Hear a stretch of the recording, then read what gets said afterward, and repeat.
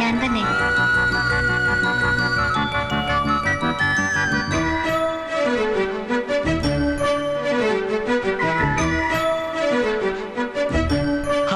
എന്താ ഇവിടെ? പിന്നെ ഞാൻ ആദ്യം മട്ടപ്പ തലവനിരുന്നതോടെ പുന്നാരും മോനെ വേണ്ട. തെണ്ടി നടന്നവന്റെ ഒരു കോലം കണ്ടില്ലേ? വന്നതെല്ലാം കഴിക്കുവാ.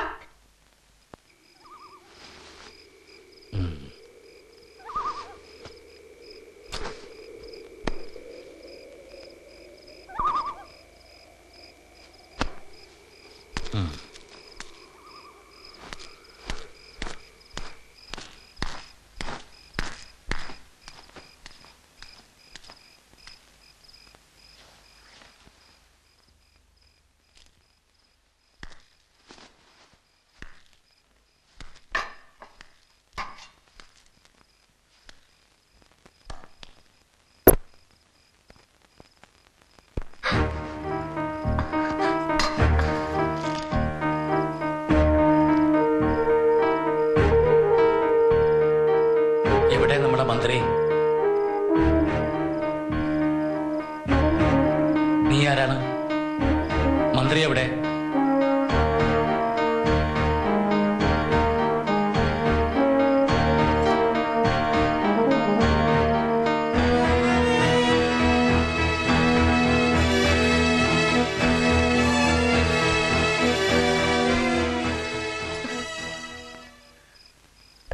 പ്രഭു,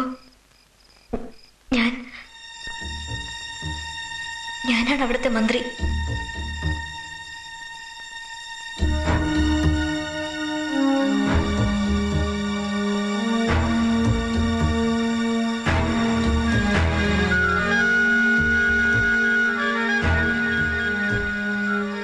എന്റെ പേര് ദയ.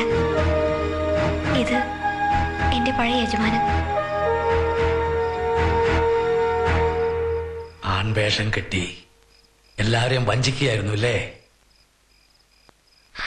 മാപ്പ് തരണം.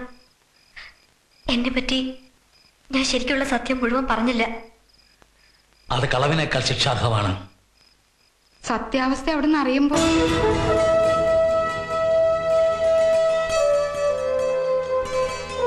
മന്ത്രിയായി ഭരിച്ചതൊരു പെൺകുട്ടിയാണെന്നറിയുമ്പോ രാജസദസ്സിനും പ്രജകൾക്കും എന്തു തോന്നും?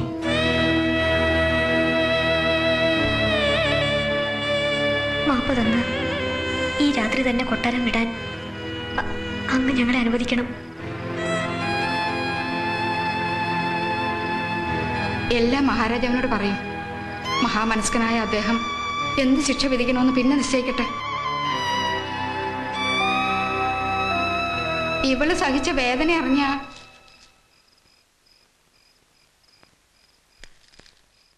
സത്യം പറയാത്തതുകൊണ്ട് എക്കാലവും വേദനയും നാണക്കേടും സഹിക്കേണ്ടി വരുന്ന ഒരു ബാലിക ഇവിടെയുണ്ട് കൊട്ടാരത്തിൽ. എന്റെ മകൾ.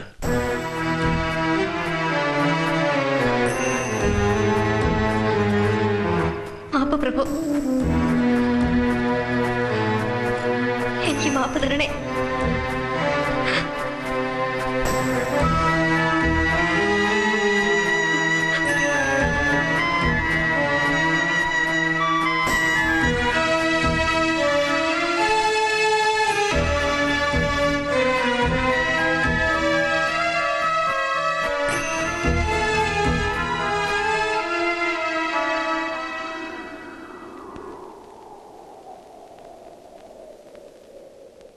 ഇതാണ് അവരുടെ കഥ. ഭാഗ്യം കെട്ട ആ യുവാവാണ്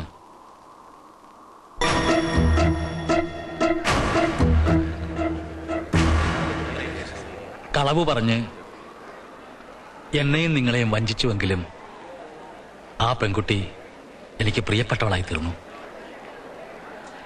ദയാ, നമ്മുടെ മഹാമന്ത്രി നമ്മളൊക്കെ താണു മുടങ്ങുന്ന പീക്കിരി പെണ്ണിനെ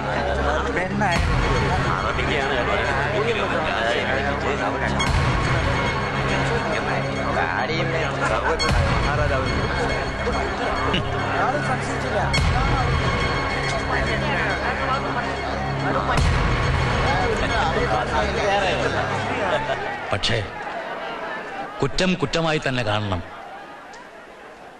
നിനക്കെന്ത് പറയാനുണ്ട്? കൊള്ളക്കാരും അടിമക്കച്ചവടക്കാരും വേട്ടയാടുകയായിരുന്നു. ആത്മരക്ഷയ്ക്കായി അങ്ങനൊരു വേഷം കെട്ടി നിങ്ങളുടെ മുമ്പിലും അത് തുടരേണ്ടി വന്നു. എന്നാലും ചെയ്തത് ശരിയായില്ല. കളിപ്പിക്കുക എന്ന് പറഞ്ഞു.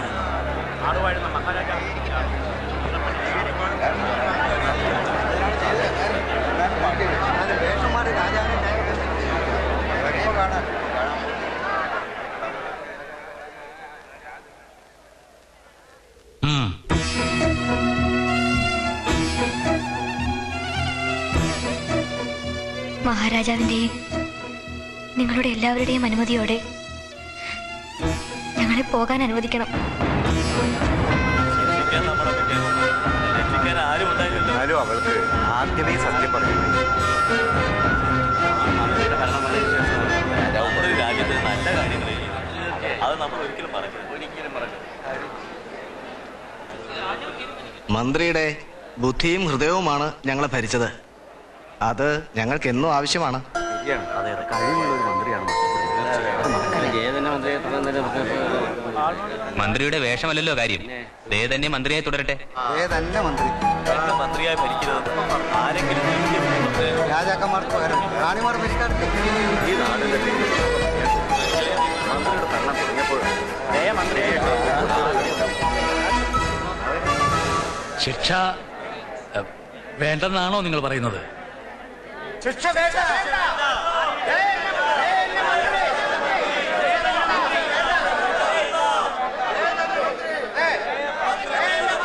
പൗരമുഖ്യരുടെ ഹിതത്തിന് മുമ്പിൽ ഞാൻ എന്ത് പറയാൻ? ആഗ്രഹം പോലെ നടക്കട്ടെ. ദയ തന്നെ മന്ത്രിയായി തുടരട്ടെ.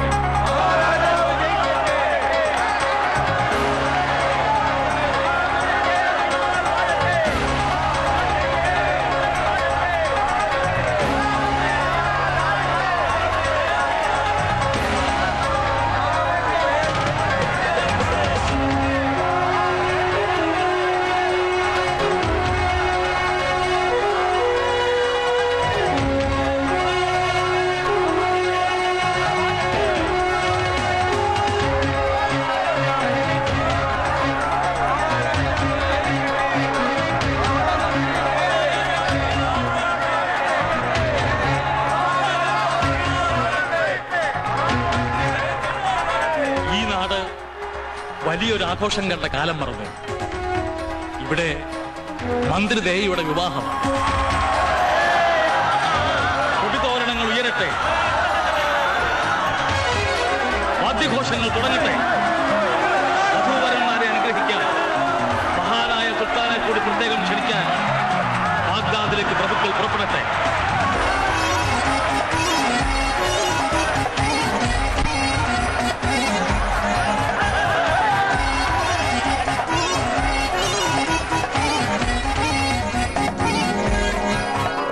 നമ്മുടെ ആവശ്യം ജനപ്രതിനിധികളെ കൊണ്ട് പറയിക്കുന്നതിലാണ് രാജതന്ത്രം. എല്ലാം ശുഭം. നമുക്ക് ഒരു വരെ ചതുരംഗം വെച്ചാലോ? ആവാം. പക്ഷേ ഇനി ഞാൻ മനഃപൂർവ്വം തോറ്റു തരില്ല. ഓ